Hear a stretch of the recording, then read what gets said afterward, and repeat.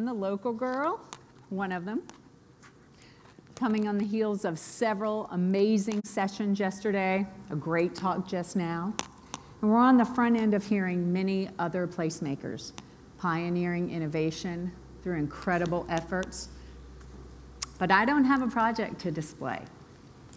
I'm the bearer of the news about the messy interior of our minds and how our stuff gets in the way of how we show up at work and home. I teach leadership, and what we know is that relationships are the currency of leadership. So what I want is for you today to get curious about making headway in the business of trust in those relationships as a precursor to making your good work even better. But I've got a double whammy here. I've got a challenge to talk about trust, kind of in the dark with a big screen behind me. There are lots of you. There's only one of me. I can see about a quarter of you pretty well. The rest of you, something of a blur. It's very Wizard of Oz, isn't it? This whole setup is antithetical to how we actually build trust. But isn't that true of the organizations that we live and work in? They are often antithetical to trust. They're built on hierarchy, red tape, elephants all over the room. So what do I do here? I could talk about trust. I could deliver some content. That would be doing what I know how to do. We could try our collaborative trust fall. Who's up for that? No? Or I could say, why are we here? We just want to out-cool each other? You want me to inspire you in a single session? A few tips and strategies? I can't move you in a lasting way that alters your leadership in 15 minutes. You've spent years developing these habits and patterns. So really, this is all crap and a tremendous waste of time.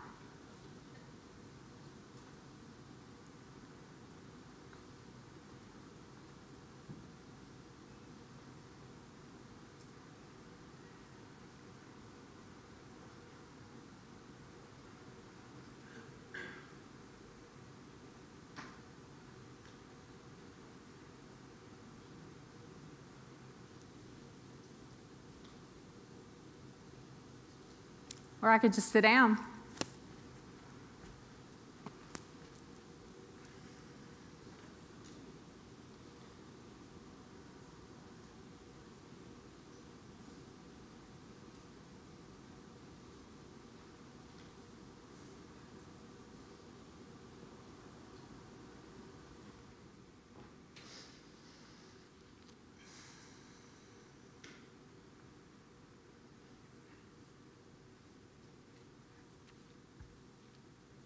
Okay, what happened for you just now? When I shut down or shut you down, you've just gotten some data about yourself. So quickly, look down, go inward, tap into it before it slips away.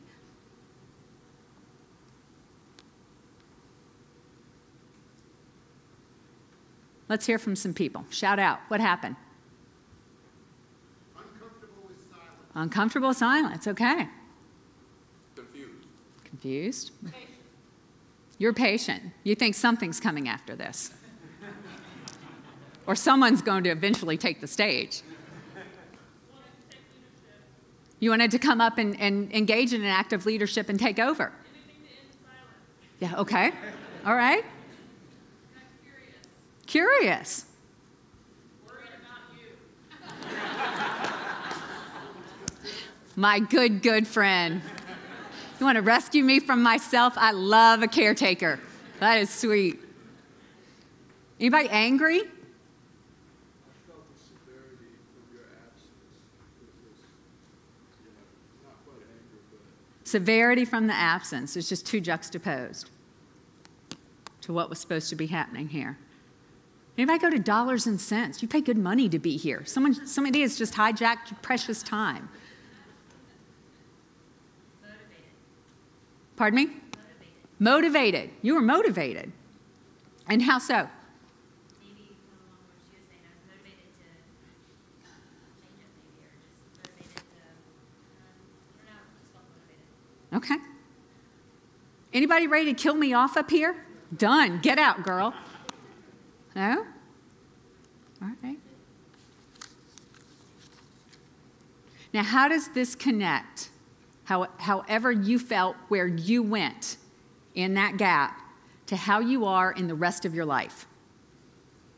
Is it a familiar pattern?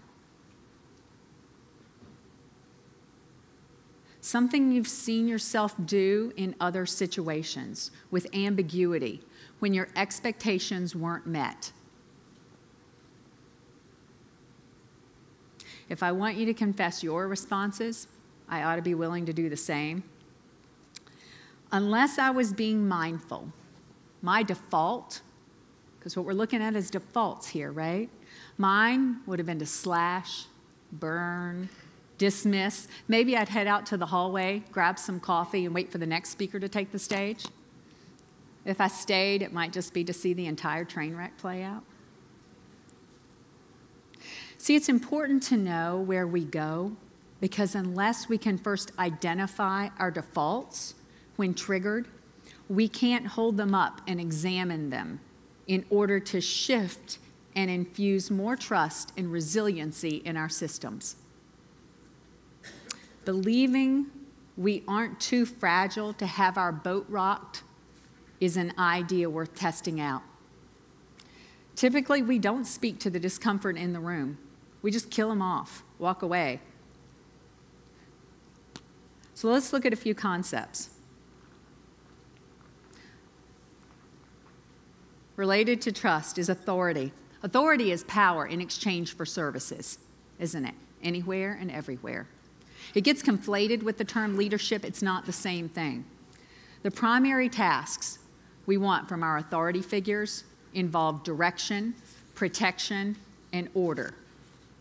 And it goes way back to early childhood for us.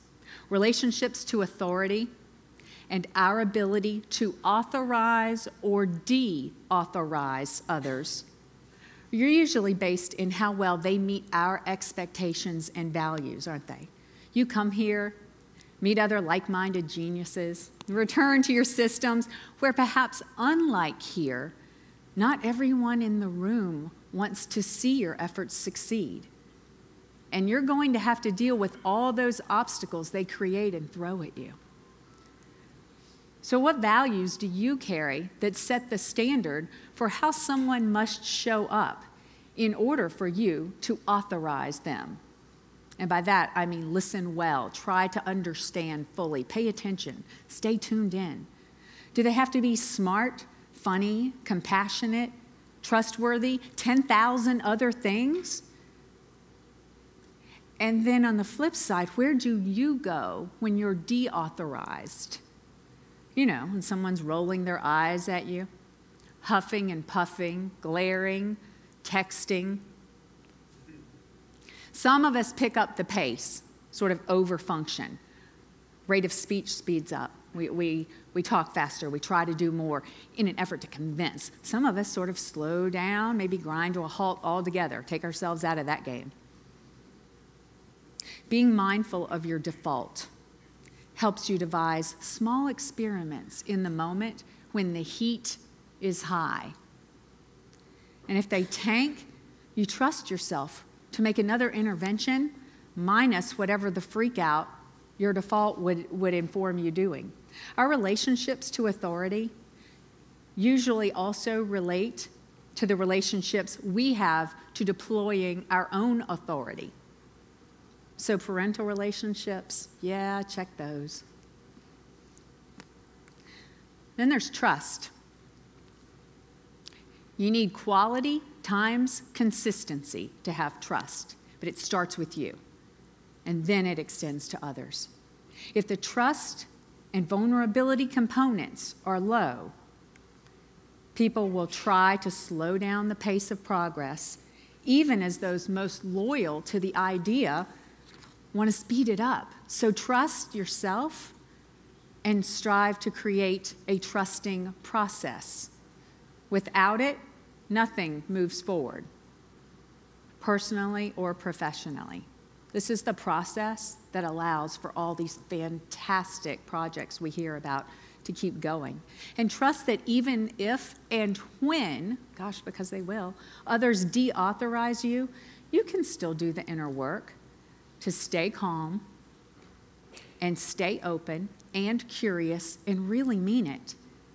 If they get up and walk out, it could be that their expectations didn't get met, and that's just how they learn to react from early on. Or we have to stay open to the possibility that maybe it was us getting it really wrong. And that's all good data for us to pay attention to and to learn from all the time. And what is the impact of the more serious expectations that we're supposed to meet or navigate? And what do we do as a typical reaction to the weight of all of that? This very brief TED Talk clip is about a social scientist that I love who studies vulnerability. She has a great and important take on how the lack of it holds us down in all sorts of ways. We live in a vulnerable world. And one of the ways we deal with it is we numb vulnerability. And I think there's evidence, and it's not the only reason this evidence exists, but I think that it's a huge cause. We are the most in debt, obese, addicted, and medicated adult cohort in U.S. history. The problem is, and I learned this from the research, that you cannot selectively numb emotion. You can't say, here's the bad stuff. Here's vulnerability, here's grief, here's shame, here's fear, here's disappointment. I don't want to feel these. I'm going to have a couple of beers and a banana nut muffin. I don't want to feel these. And I know that's knowing laughter. I hack into your lives for a living. I know that's, oh God. You can't numb those hard feelings without numbing the other affects or emotions. You cannot selectively numb. So when we numb those, we numb joy. We numb gratitude. We numb happiness. And then we are miserable and we are looking for purpose and meaning. And then we feel vulnerable. So then we have a couple of beers and a banana nut muffin. And it becomes this dangerous cycle. One of the things that I think that we need to think about is why and how we numb. And it doesn't just have to be addiction. The other thing we do is we make everything that's uncertain certain. Religion has gone from a belief in faith and mystery to certainty. I'm right, you're wrong, shut up. That's it. Just certain. The more afraid we are, the more vulnerable we are, the more afraid we are. This is what politics looks like today. There's no discourse anymore. There's no conversation. There's just blame. You know how blame is described in the research? A way to discharge pain and discomfort. We perfect. But no one here does that, right? So vulnerability, we have to find a way to risk to be vulnerable in service to our projects. Expand your capacity to create a vulnerable and productive process where expectations of authority are adjusted and leadership is allowed to emerge everywhere. I believe leaning into vulnerability and trust is at the core of how we stay strong to take the heat without overreacting, to hold and adjust our expectations in order to create a trusting process that allows for transparency and healthy conflict. We can be calm and reflective only to the extent that we can trust and trust ourselves, to stop holding on so tightly to ego, power, authority, and the fear of being vulnerable and getting it wrong. If it's also dangerous, why do it? Well, we know why we do this. There are risks that are really worth taking. Sort of the 95%, 5% rule. We know 95% of the time we show up, we act out of default. We kind of phone it in. We are who we are. And then there's that 5% where there are projects and people that inspire us and infuse passion, and we want to give it our best. Success in this session is a realization of both the necessity and the difficulties of building trust in that 5% when it truly, deeply matters to us, and we're willing to put ourselves on the line even if we know it means a fair amount of resistance is coming our way in the face of change that we propose. Being ready to engage in something meaningful that's helpful to moving work forward, not simply showing up and agreeing in service of not ruffling feathers, is important. If we can get to a space of thinking about our thinking, we can gain some insight and clarity around how we individually and in our systems respond to discomfort and heat. And if that happens, we've gotten somewhere good today. So now that I've disappointed your expectations today, I'm going to fulfill a couple. Here are a few lessons, 5 in fact, about trust and expectations that we could imagine could emerge from this session. Number 1, time. It's the constant across systems and a constant pressure on every system that often prompts us to want to skip that step, that trust building step, because there's not enough time. But we know the more trust we have, the quicker the work flows and moves, doesn't it? Number 2, expectations of authority are highly complex and deeply personal. Number 3, the temperature gauge when things get hot, uncomfortable, or ambiguous. You and I have a default, and it both serves us and skewers us. Understanding the pressures on me and the system at hand wherever I find myself allows me to be more strategic and hold curiosity.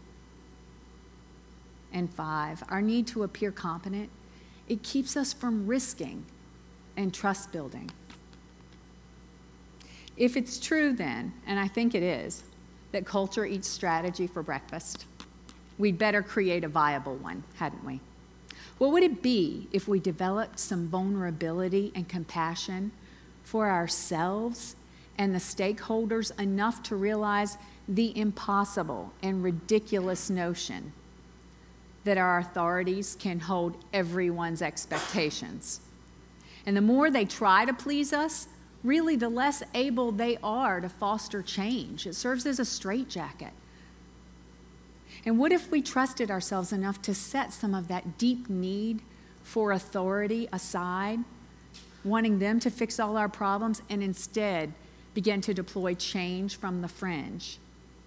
I mean, isn't that what this conference is all about? We need more opportunities to experiment and see how we respond to authority in a way that can serve the people and the projects we're committed to. And we don't get those opportunities passively. Can't talk around them. We get them actively, below the neck experiences. When our heart beats faster, when we have the impulse to get up and leave the room.